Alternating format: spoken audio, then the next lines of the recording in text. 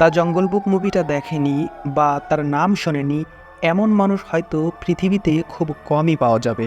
এই মুভিতে মোগলি নামক যে চরিত্রটিকে আমরা দেখতে পাই তা কাল্পনিক হলেও এবার দেখা মিলল সত্যিকারের মোগলির। হ্যাঁ, আমি দিনা সানিচারের কথাই বলছিলাম। দিনা সানিচার ছিলেন এক বাস্তব জীবনের মোগলি, যিনি ভারতের উত্তরপ্রদেশের জঙ্গলে নেকড়েদের সাথে জন্মের পর থেকে বড় হয়েছিলেন। 1867 সালে শিকারীরা তাকে খুঁজে পেলে উদ্ধার করে একটি অনাথ আশ্রমে নিয়ে আসে। দিনার এই অনন্য জীবনের গল্প পরে রুডিয়ার্ড কিপলিংয়ের বিখ্যাত চরিত্র মোগলির জন্য অনুপ্রেরণা হয়েছিল। সানিচারকে সিকান্দ্রা মিশন অনাথ আশ্রমে রাখা হয়, যেখানে মিশনারিরা তাকে মানুষের মতো আচরণ শেখানোর চেষ্টা করেন।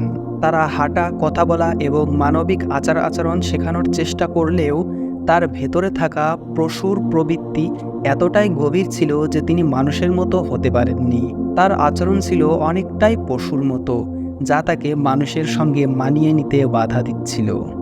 আশ্রমে তার নতুন নাম রাখা হয় উলফ বয় বা নেকড়ে বালক, কারণ মিশনারিরা বিশ্বাস করতেন যে সানিচার কখনোই মানুষের সংস্পর্শে আসেননি এবং পুরো জীবন বন্য প্রাণীদের সঙ্গে কাটিয়েছেন। মিশনারিদের বর্ণনা অনুযায়ী দিনার আচরণ মানুষের চেয়ে পশুর সঙ্গে বেশি মিল ছিল।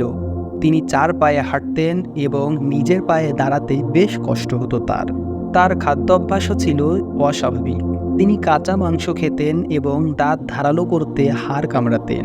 তার জীবনযাত্রা এতটাই বুনো ছিল যে মানুষ হয়ে ওঠার জন্য যা প্রয়োজন তা তার পক্ষে রপ্ত করা সম্ভব হয়নি। দ্য জঙ্গল বুক মুভির মোগলির মতো তার গল্পে কোনো রূপকথার পরিণতি ছিল না। তার জীবন ছিল এক বাস্তব সংগ্রামের চিত্র। এ যেন আমাদের আদিকালের সভ্যতারই এক প্রতীক।